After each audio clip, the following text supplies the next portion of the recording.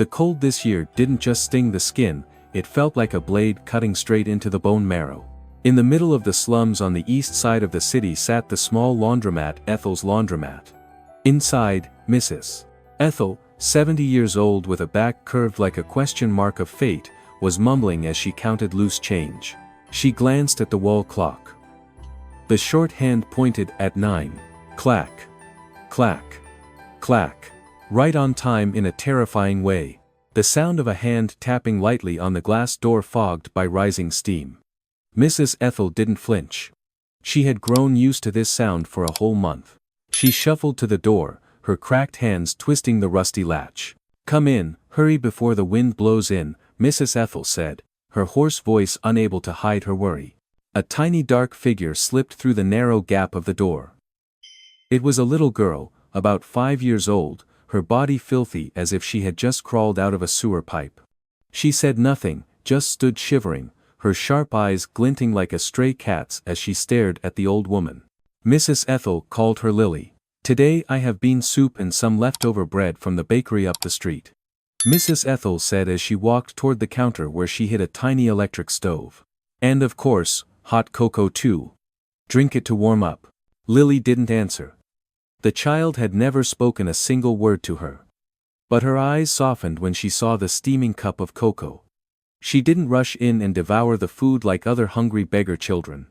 Lily walked to the plastic chair, climbed onto it, sat with her back straight, her hands placed neatly on the table before picking up the spoon. Her movements radiated a strange restraint. A dignity that did not belong to this slum. "You eat so properly," Mrs. Ethel said, sitting across from her, squinting through thick reading glasses. Like you're sitting in some fancy restaurant, instead of this bleach-smelling laundromat." Lily paused for a moment, looked up at her, then bent back down to continue eating. After finishing, instead of leaving, Lily jumped down from the chair. The girl walked straight toward the messy pile of clothes that Ethel hadn't sorted yet. It was an order from a nouveau riche man in the next neighborhood, a jumble of everything high and low. "Don't, Lily!" Ethel cried out, standing up in panic, her aching back making her grimace. "Don't touch that. That man is extremely picky. If you mix colors with whites, I'll lose a whole month's rent." But Lily didn't listen. Her tiny, grimy hands swept through the fabrics with astonishing speed. She picked up a shirt and threw it to the left, then picked up a scarf and threw it to the right. "Stop! You're messing everything up," Ethel yelled, rushing to grab the girl's hand. But when she looked closely at the two piles of laundry Lily had separated, she froze. On the left was cotton and cheap synthetic fabric. On the right was silk and cashmere wool. Ethel released the child's hand, her fingers trembling as she picked up the scarf. She had worked in laundry for nearly 40 years. She knew the feel of high-end fabric well. How do you know?" Ethel stammered, staring at the homeless child in front of her.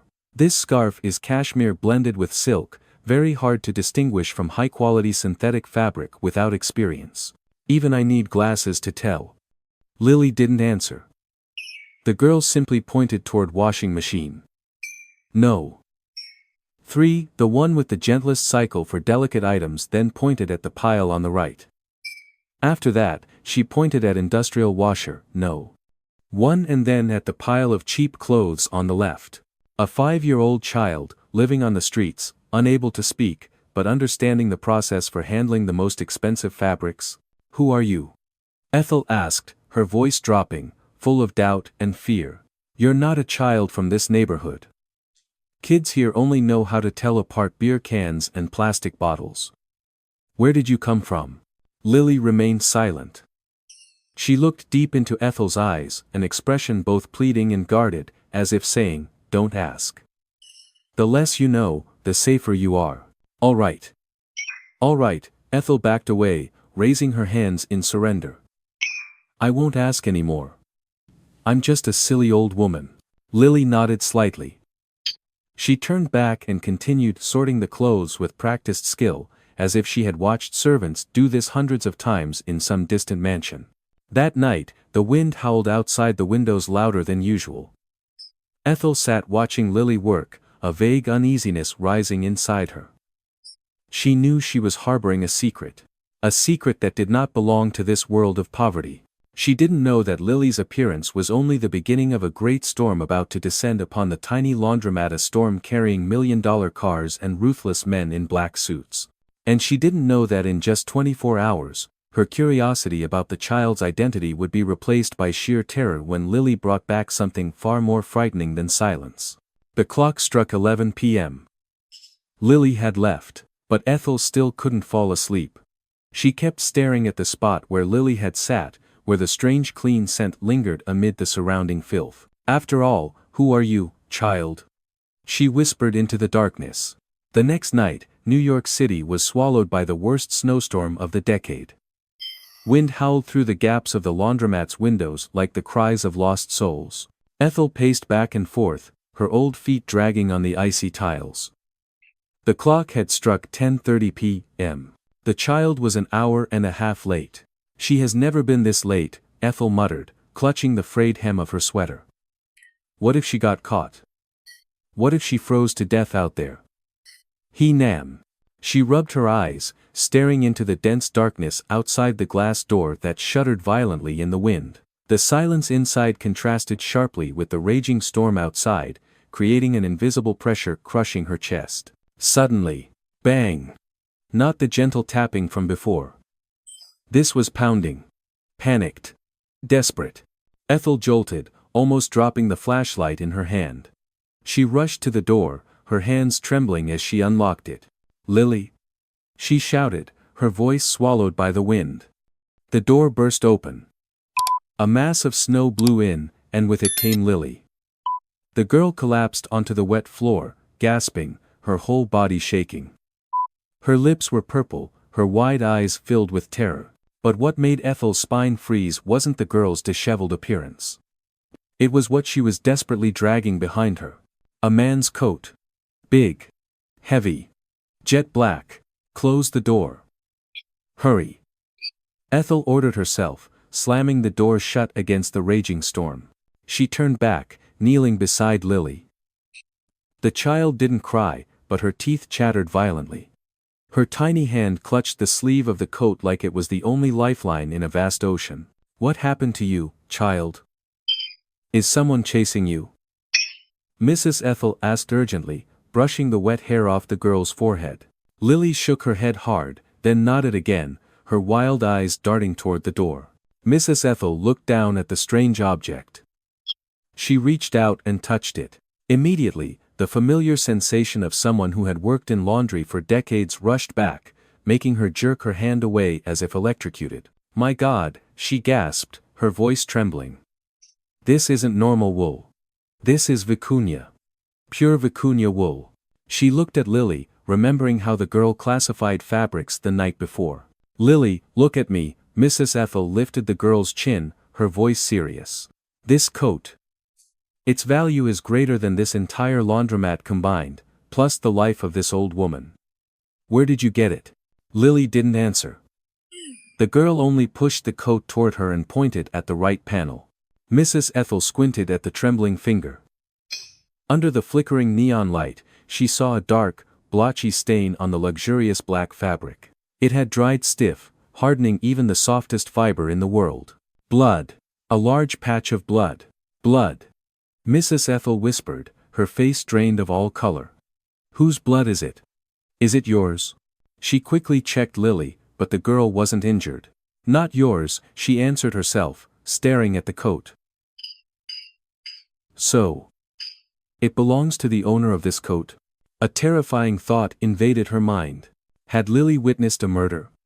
Or had the girl stolen from a killer and was now being hunted?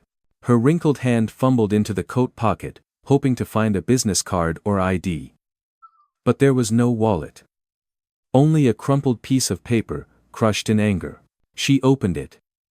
The handwriting was messy, forceful, pressed deep into the paper, as if written in drunkenness or madness. Mrs. Ethel read each word out loud, her voice cracking with fear. "I will find that person." The paper fell from her hand. "I will find," she repeated, her eyes fixed on the front door. "They're looking for you. Or the one who took this coat." Lily shrank back, clinging tightly to her leg. The wind outside sounded like police sirens or, worse, the engines of hunters in the dark. Mrs. Ethel knew she couldn't leave the girl here. The laundromat was surrounded by glass too exposed. "Listen to me, Lily." Mrs. Ethel gripped the girl's shoulders, her voice hardening, her protective instinct stronger than ever. "We can't stay here. If this coat has blood on it, and the guy who wrote this note is looking, then we're in big trouble." She stood up and flipped the main breaker. The entire shop plunged into pitch darkness, only the dim glow of streetlights seeping through. "Follow me. Down to the dirty laundry basement. Now." She dragged Lily toward the back, lifted the heavy wooden hatch. A musty smell rose up. "Get down there. Hide behind the old comforters. You absolutely must not make a sound, no matter what you hear up here," Mrs. Ethel ordered, shoving the expensive coat down with the girl. "Hold on to this. Don't let anyone see it." 1897. Lily nodded, her big round eyes shimmering in the darkness, the last thing visible before the hatch shut. Mrs. Ethel dragged a heavy laundry cart over the hatch. Her heart pounded violently. She went to a corner, pulled out an old baseball bat, the only weapon she had to defend herself in this chaotic neighborhood. She sat on a stool right by the entrance, gripping the bat tightly, her eyes fixed on the empty street outside. "I won't let anyone take you," she whispered to the darkness, her teeth clenched. "Whoever that person is, they'll have to walk over this old body first to get through this door." That night felt like a century. And when the faint morning light slipped through the gray clouds, her fear became reality. From afar, the roar of engines thundered. Not police cars. Not delivery trucks. These were the roars of million-dollar beasts. 3 glossy black cars were heading straight toward her shabby laundromat. The engines cut off, leaving behind a suffocating, heavy silence. Mrs. Ethel stood frozen behind the glass door, gripping the baseball bat until her knuckles turned white. Through the wet morning haze, she saw 3 pitch-black steel beasts parked outside. They were 3 brand-new Maybach S-Class cars. Their polished luxury looked absurdly out of place among puddles and uncollected trash in this slum. "What the hell is that?" Neighbor Nancy's voice echoed from her upstairs window. "What trouble are you in now, old Ethel? Undercover cops or mafia?" The door of the middle Maybach opened. A huge bodyguard wearing pitch-black sunglasses despite the lack of sunlight stepped out. He placed a hand on his earpiece, giving a short order loud enough to reach inside the shop. "Block both ends of the street. No one in or out. Anyone filming destroy their phone." Mrs. Ethel swallowed hard. Her throat felt dry as if filled with sand. Then another man stepped out. He wasn't like the bodyguards. He radiated a chilling, ruthless aura drenched in money. Mason Harrington. Even though 40 years had passed, though the baby-faced child had been replaced by the sharp, mature lines of a man who held power over others, Mrs. Ethel still recognized those eyes. Ash gray, cold, arrogant. Harrington eyes. "They found me," Mrs. Ethel whispered, letting the baseball bat slip from her hand. "After 40 years. They still won't let me go." Mason didn't knock. He jerked his chin toward the door. Bang! The flimsy wooden door was kicked open by a bodyguard. Glass shattered everywhere. Cold wind rushed in, slapping her face. Mason stepped inside, the leather soles of his Italian shoes crushing glass shards, making a sinister crunch. He removed his sunglasses and looked around the dingy laundromat with open contempt.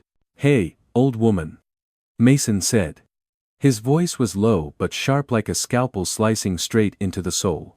Mrs. Ethel trembled violently, her knees buckling. Her mind was no longer thinking about Lily or the bloody coat. Only the nightmare from 40 years ago remained. Back then, she had been dragged out of the Harrington estate in humiliation, accused of stealing the family's diamond heirloom ring. No one believed her. No one listened. She lost her job, her reputation, and spent the rest of her life hiding here. And now, the young master had returned to cause trouble again. "Mr. Mason." Mrs. Ethel stammered, tears streaming down her wrinkled face. She clasped her hands and collapsed to her knees on the dirty floor right in front of his polished shoes. "Please, spare me. Mason frowned, briefly surprised, but quickly regained his cold expression.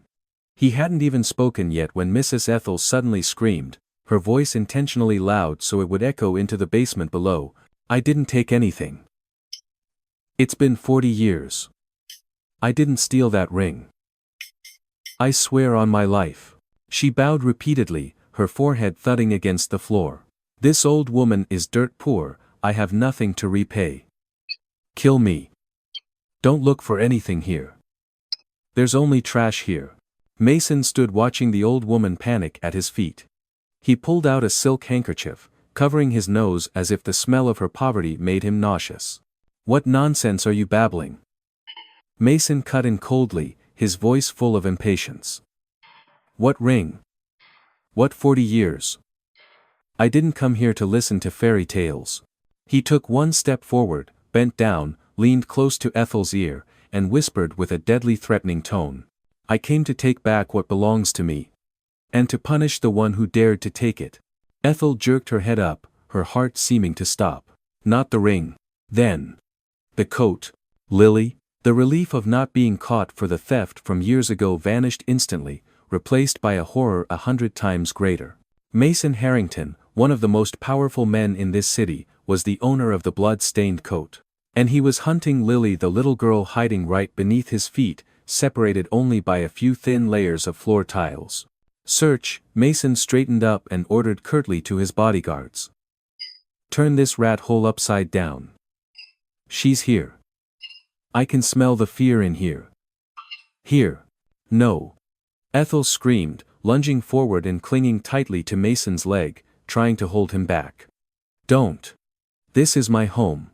You have no right. Where are the police?" "I'll call the police." Mason scoffed. A smile that never reached his eyes. "Police?" he echoed, his voice dripping with mockery. "My dear old woman, look outside. The police are blocking the road for me." He lightly shook his leg, kicking Ethel's hands away. "You have 5 minutes," Mason said, pulling out a tracking device from his pocket, its red light blinking rapidly. "The chip on the coat reports its signal right at this location. Don't try to hide. Hand over the child and the coat. Or." He paused, glancing around at the rusty washing machines. "Or I'll turn this place into a pile of scrap metal, and you'll be part of it." Below, in the thick darkness of the basement, Lily covered her mouth tightly, tears streaming down her face but not daring to let a single sob escape. She heard every cruel threat from the man standing above her.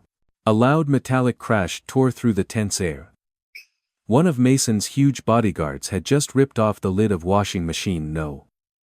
1 with his bare hands, the only machine in Ethel's shop that still worked well. Clang! Bang! "Stop! What are you doing?" Ethel screamed, rushing forward to yank the guard's arm away, but she was far too weak. A single flick of his arm sent her stumbling, falling into a pile of plastic baskets. Mason Harrington stood amid the chaos, hands in his pockets, his expression unchanged despite the destruction around him. He looked at Ethel the way one might look at a cockroach struggling at the tip of a shoe.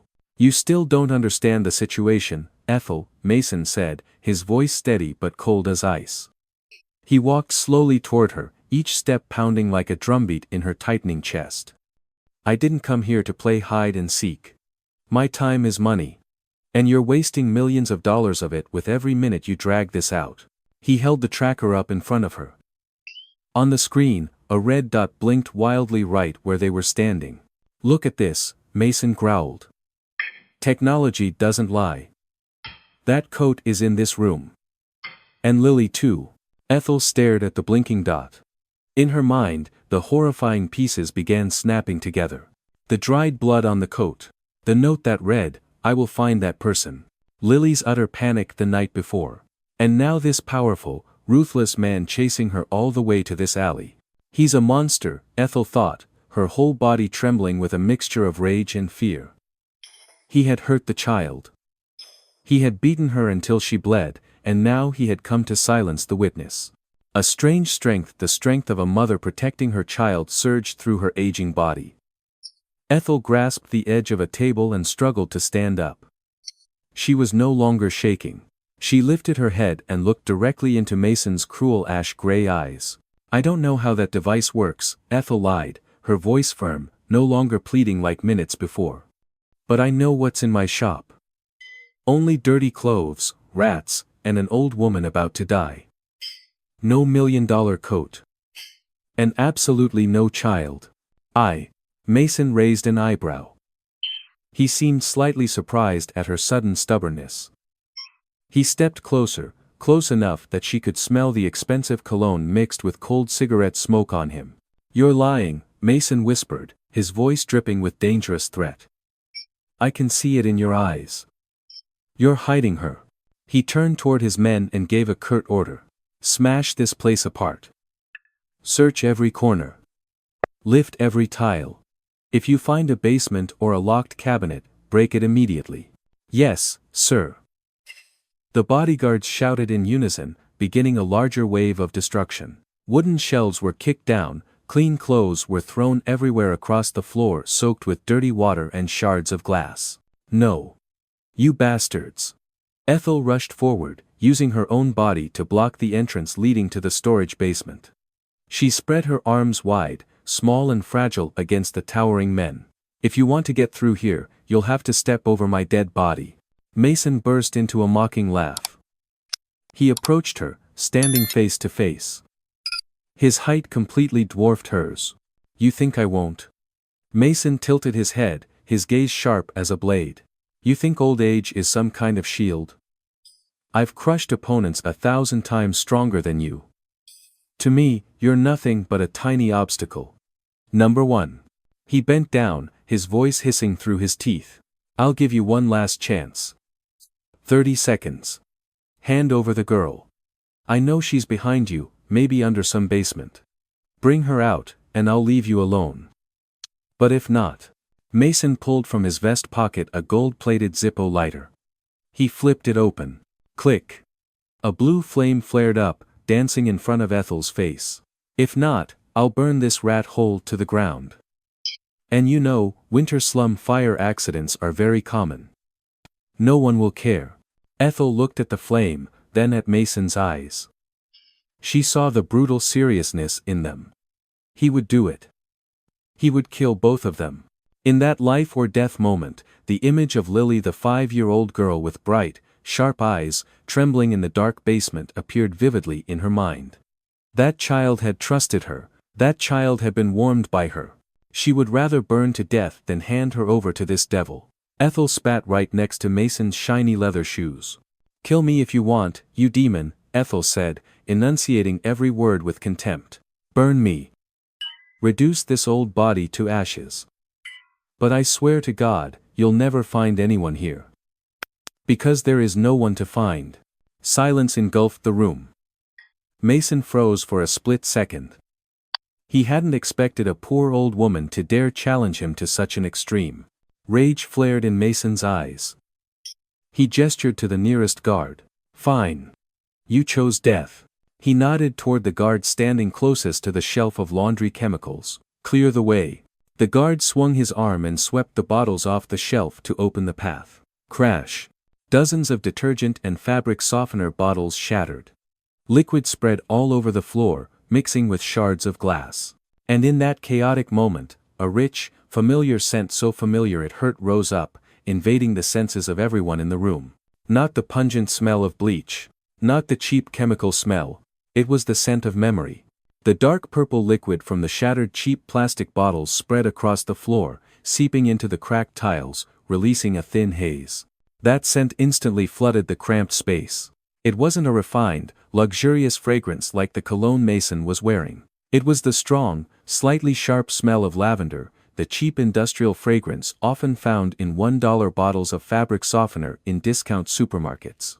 But to Mason Harrington, that scent was stronger than a knockout punch. His tall body suddenly froze. The arm he had raised to order his bodyguards to burn the place hovered stiffly in the air. The Zippo lighter fell from his hand. Clink! The sound of the lighter hitting the floor rang out sharply, but Mason didn't seem to hear it.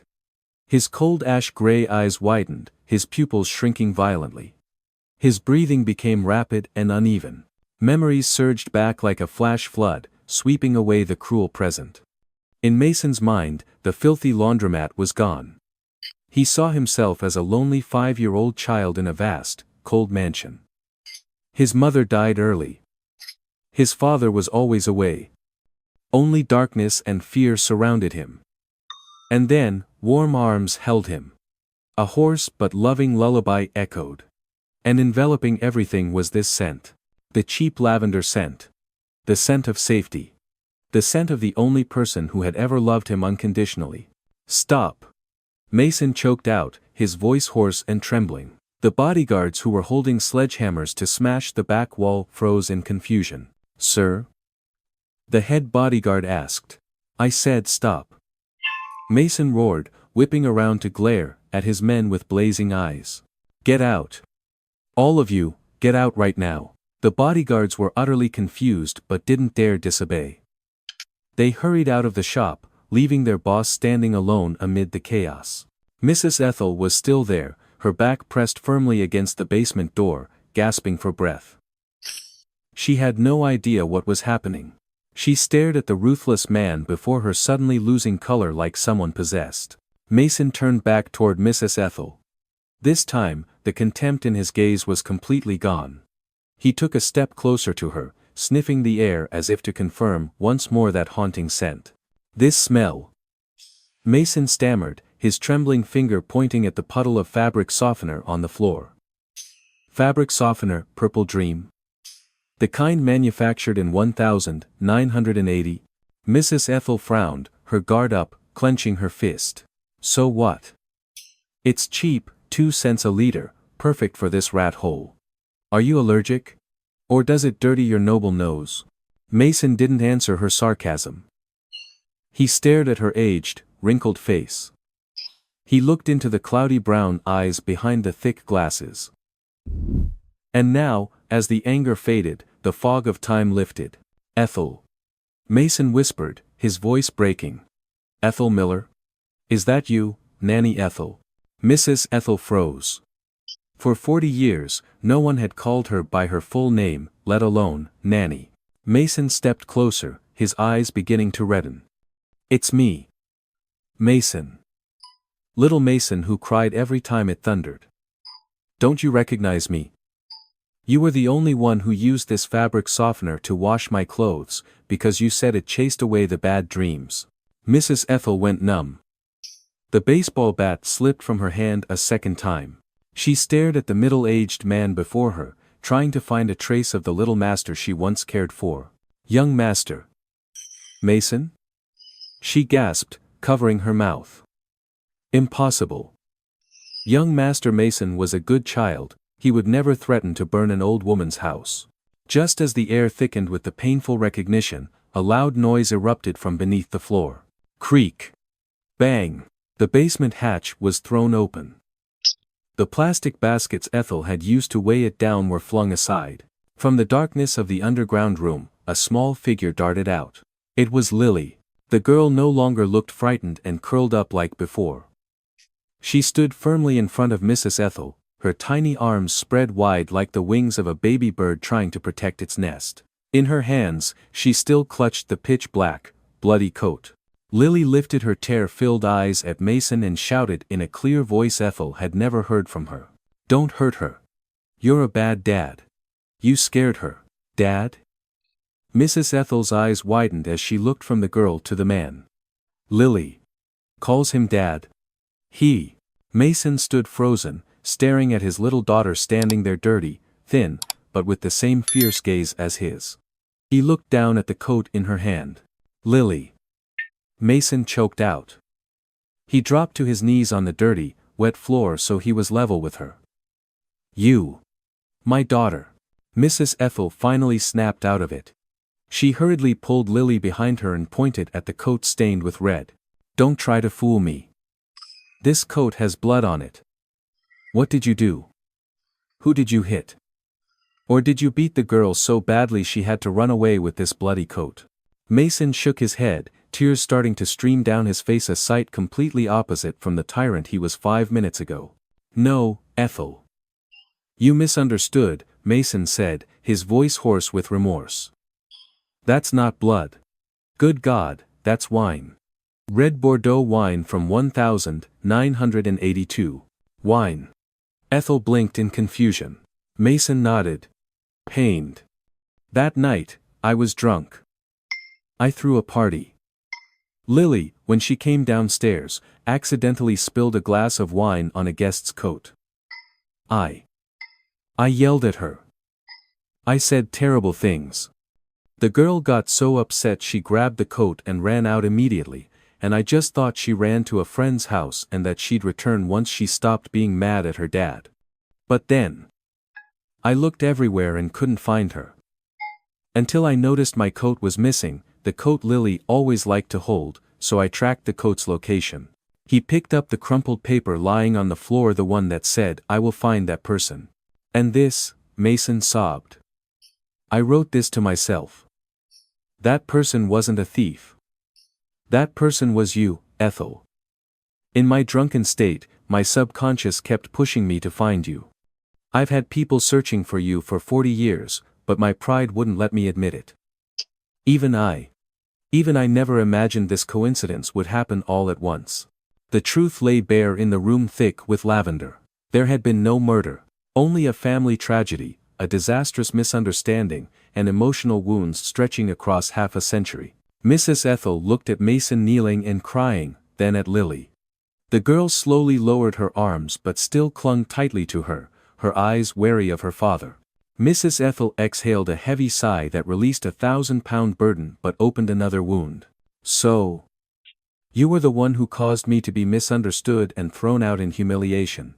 she asked, her voice soft but sharp as a blade. Mason lifted his head, his face turning pale at the final truth. Ethel's question hung in the suffocating air, heavy like a death sentence. Mason Harrington. The powerful man who just moments ago threatened to flatten this entire neighborhood was now shrinking beneath the feet of a poor old woman. He pressed his forehead to the cold floor, right on the puddle of fabric softener, releasing the overwhelming fragrance of the past. "Yes. It was me," Mason admitted, the broken voice squeezed out of a throat choked with bitterness. "I was the one who put that diamond ring into your apron pocket." Ethel stepped back, her foot bumping into the old washing machine, producing a dry metallic clang. She clutched her chest, feeling as if someone had just reached inside and squeezed her aged heart. "Why?" Ethel whispered, tears spilling from the corners of her wrinkled eyes, falling down her thin cheeks. "Back then you were only 7. I loved you like my own child. Why did you do that to me?" Mason looked up. His handsome, sharp features were now blurred with tears and snot, looking no different from a lost little boy. "Because I was a spoiled, selfish kid." Mason screamed, pounding his fist on the floor hard enough that shards of glass cut into his bleeding skin. "That day you made me finish a bowl of carrot soup I hated. You forbade me to watch TV past my bedtime. I was angry. I wanted to get back at you. I only thought, if my parents scolded you, you would be scared and obey me. I didn't know. I didn't know my mother would throw you out that very night in the snowstorm." Ethel closed her eyes. A lifetime flashed before her in a single heartbeat. 40 years. 40 years she lived in humiliation, being called a thief. 40 years she couldn't get a decent job, forced to hide away in this shabby laundromat, washing clothes for scraps of money. She had no husband, no children, no future. All because of the tantrum of a 7-year-old child and a bowl of carrot soup. "You destroyed my life, Mason," Ethel said, her voice no longer angry but filled with a deep, vast sadness like an ocean. "You took away my youth and my dignity." Mason crawled toward her, grabbing her frail hands, letting dirt and filthy water ruin his thousands of dollars handcrafted suit. "I'm sorry. I'm sorry 1,000 times," Mason sobbed. "After you left, I regretted it immediately. But I was too cowardly to confess to my parents. I was afraid they would beat me. And then I grew up with that torment every day. I threw myself into making money, I became ruthless and cold to hide the guilt inside." He turned toward Lily, the little daughter standing silently, watching it all. "Now I realize, I'm becoming just like my parents," Mason said, his voice dropping in bitterness. "I have all the money, but I don't know how to love. I'm busy, I'm irritable, I leave Lily with strangers. She ran away, just like I pushed you out back then. This time, Lily slowly stepped forward. The girl placed her tiny hand on her trembling father's shoulder, then looked at Ethel. Her big round eyes shone with an understanding far beyond her 5 years. Daddy, Lily spoke, her voice clear like a ringing bell in the gloomy room, I didn't run away because I was mad at you. Is a verite. Mason stared at her, bewildered. What? Then why did you run away? Why did you come here? Lily pointed at Ethel, then at the shattered bottle of fabric softener on the floor. I came to look for the lavender fairy, Lily said seriously. The lavender fairy? Ethel and Mason echoed together, surprise on both their faces. Lily nodded. She continued explaining, each innocent word turning out to be the last missing piece of this mystery. Every night when you sleep, you cry. You say, Mother Ethel. You say sorry to Mother Ethel. And your room always smells like this, even though the maid says it's cheap and not allowed in the house.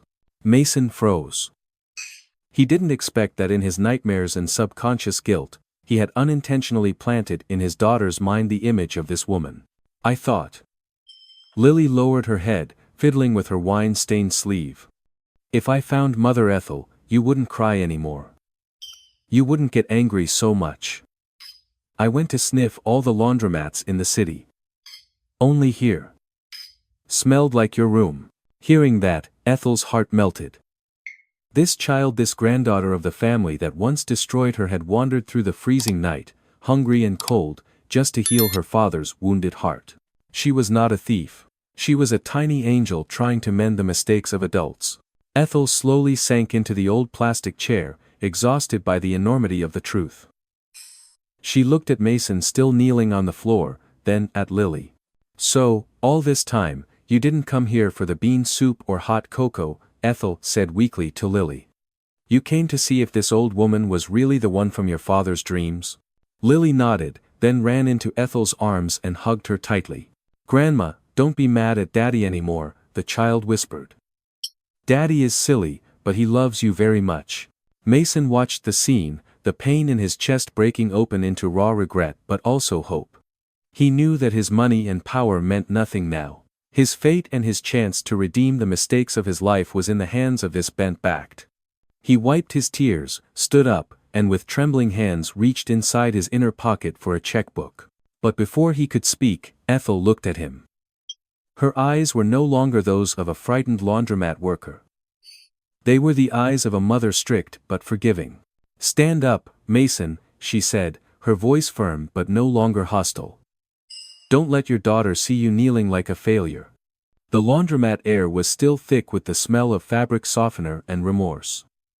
Mason Harrington stood up, regaining the calmness of a businessman, though his eyes were still red. He reached into his inner pocket, pulling out a leather-bound checkbook and a gleaming bunch of golden keys.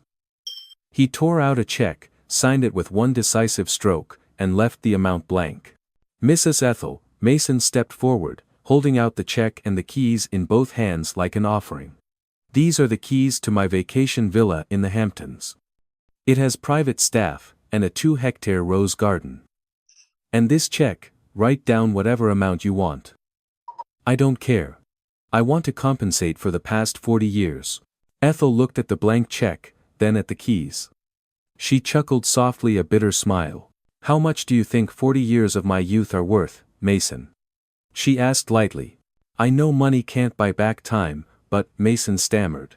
But you still think money is the only way to solve everything, Ethel interrupted. She took the check. Mason let out a sigh of relief.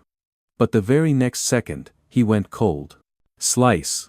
Mrs. Ethel crumpled the check, walked over to the old electric heater glowing red in the corner of the room, and threw it straight in. The acrid smell of burning paper rose up. Money can't buy back my honor, Mr. Mason. Mrs. Ethel turned around, brushing off her hands as if she had touched something filthy. You can buy this entire New York City, but you cannot use money to buy forgiveness from an old woman who lost everything because of your joke. Take the keys and go. Never come back here again. Mason stood frozen, his face pale. He was used to using money to shut opponents up, to buy people's hearts. For the first time in his life, he saw his money become pathetically useless. He looked at Lily. The little girl was looking at him with disappointed eyes. He understood that if he walked out of this laundromat now, he would lose his last chance to save his soul. Mason knelt down again to beg for a favor. "I was wrong," Mason said, his voice lowering, more sincere than ever. "I shouldn't use money for everything.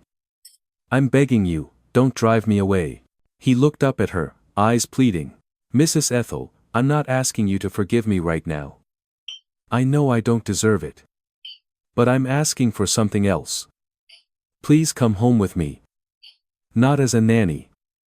Not as a maid. So what do you want me to be? Decoration in your cold mansion?"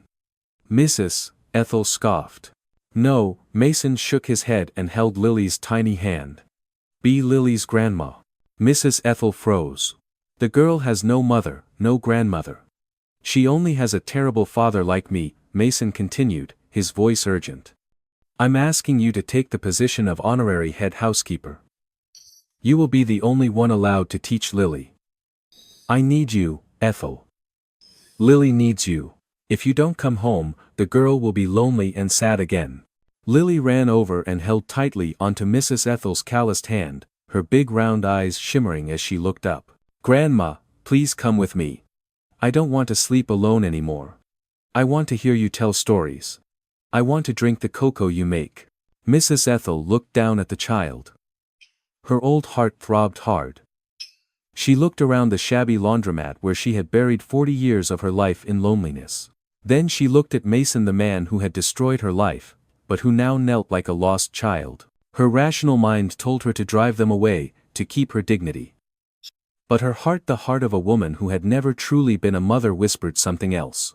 She let out a long, deep sigh. She bent down and lifted Mason by the shoulders. "Get up," she said bluntly. "Men of the Harrington family must not kneel, and must not cry in front of women." Mason quickly stood up, a spark of hope flashing in his eyes. You agree?" Mrs. Ethel didn't answer immediately. She removed her old apron stained with grime, crumpled it up, and threw it into the corner of the room. She smoothed her silver hair and adjusted her glasses. "What do you and Lily want for dinner tonight?" Mason froze for a second, then a radiant smile, the first real smile in many years, appeared on his face. Anything is fine." Mrs. Ethel took Lily's hand. "Let's go, my dear. I'll cook your favorite dishes." The three walked out of the ruined laundromat. The bodyguards bowed deeply when they saw Mrs. Ethel walking between Mason and Lily. She stepped into the shiny black Maybach, leaving behind 40 years of injustice. The car rolled away, leaving the neighbors staring in shock. Inside the car, Mrs. Ethel looked through the window and saw her reflection, no longer a lonely old laundress. She had chosen to forgive. Not because Mason deserved it, but because she deserved happiness in the final years of her life, beside little angel Lily and her son Mason once again. Mrs. Ethel endured 40 years of injustice, living in extreme poverty because of Mason's harmful joke. But today, after his apology and because of her love for little Lily, she nodded and forgave, stepped into the luxury car, and left the past behind. What do you think about Mrs. Ethel's decision? 1. She's too saintly. Children Lily are innocent. She did it to save the girl's future and reclaim happiness for herself. Hatred only makes you suffer more. A beautifully humane ending. 2. She's too easily forgiving. Mason destroyed 40 years of her life. He threatened her, and with just a few tears he gets forgiven. He doesn't deserve peace so quickly. Leave your opinion below in the comments.